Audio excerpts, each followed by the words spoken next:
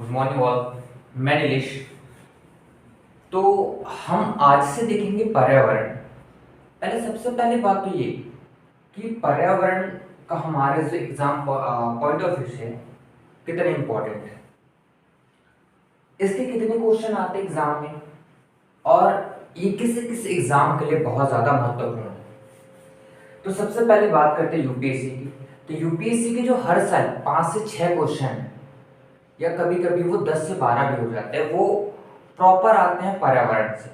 दूसरा सीजीपीएससी की बात कर लेते हैं। तो सीजीपीएससी से भी मैक्सिमम 5 to 6 क्वेश्चन हर साल देखे जाते हैं जो इन्वायरमेंट से आते हैं। इसलिए जो इन्वायरमेंट पढ़ना हमारे लिए बहुत ज़्यादा इम्पोर्टेंट हो जाता है।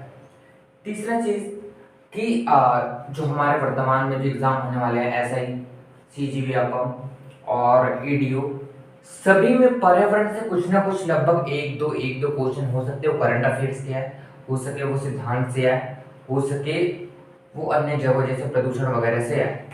तो पर्यावरण अपने आप में बहुत महत्व रखता है हमारे एग्जाम के लिए। तो हम पर्यावरण को जो है स्टार्टिंग से ना देखकर सबसे पहले उन चीज़ों को देखेंगे जो सबसे ज़्यादा इम्पोर्टेंट रखता है एग्जाम में। उन्हीं में से एक जो चैप्टर है हमारा, वो है जैव विविधता। जैसे कि हमने अपने चैप्टर का हेडिंग डाल दिया है, वो है जैव विविधता। अब हम जैव विविधता को दो तरीकों से पढ़ सकते हैं। अगर हम सामान्य एग्जाम के लिए पढ़ें, अगर एग्जाम नॉर्मल है जैसे व्यापम है, सीजीपीएससी है, और जैसे और जो छोटे लेवल पटवारी वगैरह के एग्जाम है, तो हम केवल पढ़ सकते हैं इसमें भारत में जैव विविधता एवं संरक्षण के बारे में। ठीक है। और अगर हमको हायर स्टडीज करनी है, अगर हमको मेंस लिखना है सीजीपीएससी में, अगर मेंस लिखना है, तब हमको पढ़ना पड़ेगा पर्यावरण में जो सामान्य सिद्धांत क्या है उसकी परिभाषा, जैव विविधता में जो सामान्य परिभाषा क्या है, ठीक है, सिद्धांत क्या है, विश्व में प्रजातियों का वितरण क्या है, जैव विविधता के प्रकार क्या है, जैव विविधता का मापन कैसे किया जाता है, ये सब। तो हम पढ़ने के लिए जो है, अध्ययन के लिए जैव विविधता को दो भागों में बांटते हैं। ठीक है। एक हम देखेंगे जैव विविधता के बारे में सामान्य जो परिभाषा एवं सिद्धांत, ठीक है, हम देखेंगे परिभाषा एवं सिद्धांतों। दूसरे हिस्से में हमने बांट दिया है जैव विविधता को भारत में जैव विविधता एवं संरक्षण के बारे में। हम इसमें देखेंगे भारत में जैव विविधता एवं संरक्षण के बारे में। तो हमने इस तरीके से जैव विविधता को लगभग दो भागों में बांटा है, ताकि ये अध्ययन के लिए और ज्यादा सरल हो सके। सबसे पहला जो हमारा टॉपिक रहेगा वो है जैव विविधता का संरक्षण क्या है, जैव विविधता क्या है, ठीक है, हॉटस्पॉट क्या है।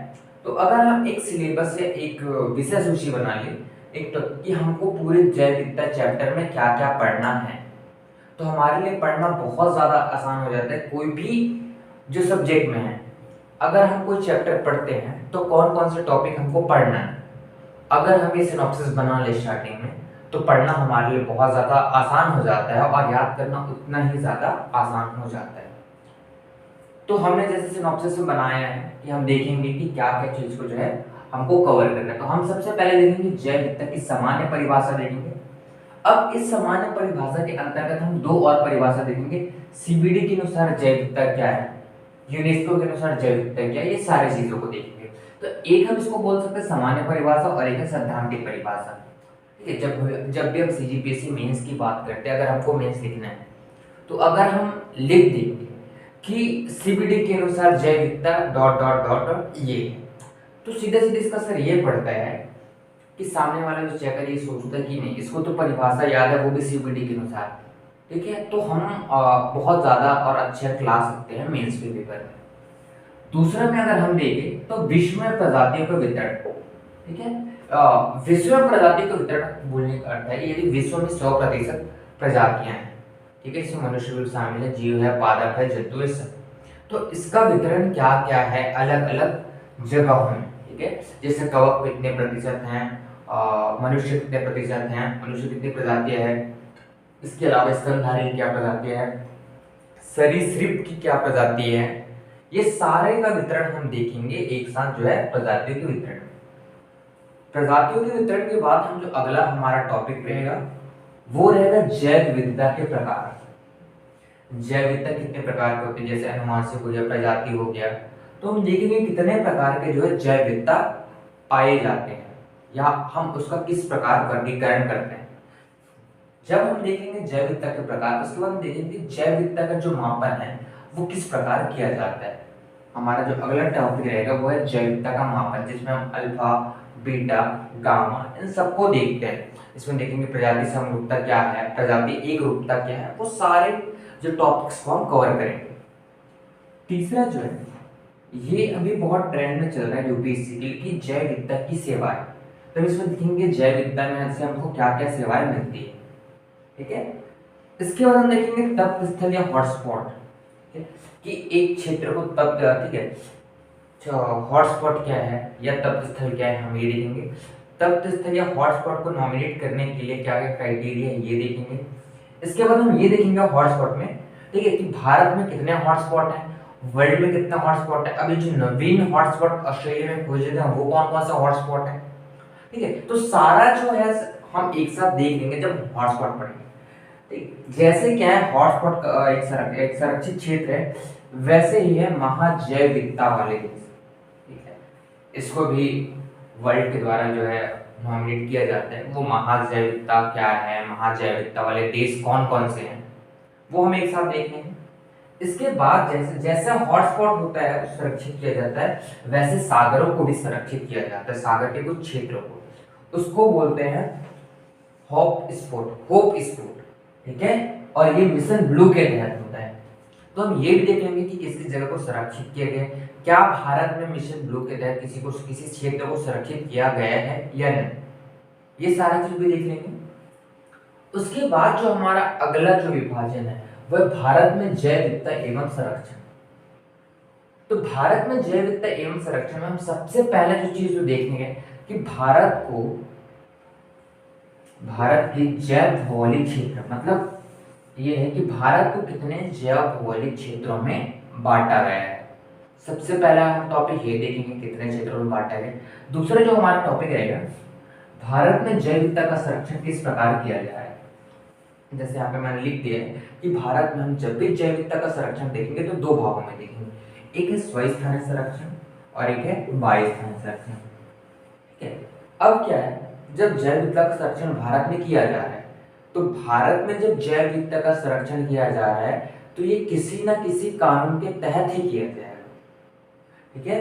तो इसीलिए जो है पर्यावरण को सुरक्षित करने के लिए हो या जैव विविधता संरक्षित करने के लिए हो, भारत में जो है कानून बनाए गए। इन कानूनों से कभी कभी सीधे सीधे क्वेश्चन पूछते हैं या कभी कभी तर्क संगत क्वेश्चन पूछते हैं। हम दोनों तरीके के क्वेश्चंस को भी प्रैक्टिस करेंगे कि क्या है, कैसे है और क्यों, ठीक है। तो हम देखेंगे अगर पर्यावरण संरक्षण संबंधी कानून की बात करें तो सबसे पहला होगा वन्य जीव संरक्षण अधिनियम 1972 के तहत, ठीक है। इसके तहत किसको संरक्षित किया जाता है, ठीक है, कैसे इसके तहत जो नियम कानून लागू होते हैं वो सारी चीज हम एक साथ देखेंगे।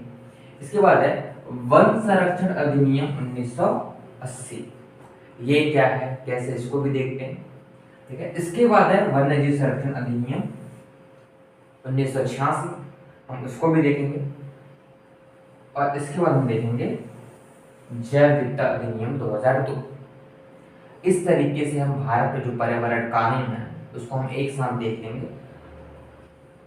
फिर हम जब भी स्टार्ट करेंगे कोई टॉपिक को तो हम देखेंगे कि प्रीवियस ईयर में जो कैसे क्वेश्चन आए, सीजीपीएससी में कैसे क्वेश्चन आए थे, यूपीएससी में कैसे क्वेश्चन आए थे, अगर व्यापम से अगर पूछा गया है व्यापम या एसएससी से तो किस प्रकार के क्वेश्चन है, ठीक है। हम ये स्टार्ट में डिस्कस करेंगे कोई भी टॉपिक को स्टार्ट करने से पहले।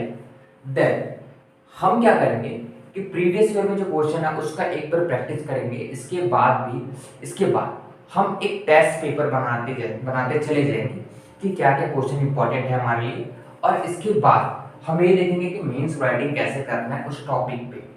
तो हम इन सब को जो है एक साथ में लेके चलेंगे। इसके अलावा जो एक और चीज बहुत महत्वपूर्ण है वो है बुक। हम इन्वायरमेंट के लिए जो सही बुक है उसका सिलेक्शन कैसे करें। हमें कोई भी सब्जेक्ट पढ़ने से पहले ये देखना पड़ता है कि हम उसका सिलेक्शन कैसे करें, सही बुक क्या है हमारे लिए, ठीक है। तो इन्वायरमेंट के लिए जो सबसे अच्छी बुक मानी जाती है, ठीक है, वो तो दृष्टि आईएएस की बुक है, वो बुक बहुत अच्छी है, मैंने खुद पढ़ा है तो मैं बता रहा हूँ। बुक बहुत अच्छा है। देखिए जैसे हर साल वो बुक अपडेट होता है, उसमें नया डाटा भी देते हैं। देन वो बुक बहुत ही सही है। इसके अलावा जो अगर एक दो बुक और देखें तो एक तो ओझा की बुक है। ओएस ओझा की बुक आपको आराम से बहुत इजीली मिल जाएगी मार्केट में। इसके अलावा बहुत सारे कोचिंग सेंटर्स भी प्रकाशित करते हैं बुक, लेकिन उसमें दिक्कत ये रहता है कि उसमें जो डाटा अवेलेबल होता है वो कहाँ से होता है ये बताते हैं। ठीक है, जबकि आपको दृष्टि की बुक में ये पूरा पूरा डाटा कहाँ से आया है, कैसे आया है, ये पूरा आपको आसानी से पता चल जाए। ठीक है, थैंक यू। देन हम नेक्स्ट क्लास से जो है देखेंगे, नेक्स्ट क्लास से हम देखेंगे कि हमको किस प्रकार आगे बढ़ना है, और हम यहाँ से जो है सामान्य सिद्धांत से जैविकता की ये आगे बढ़ेंगे। थैंक यू सो मच, मिलते हैं नेक्स्ट क्लास में।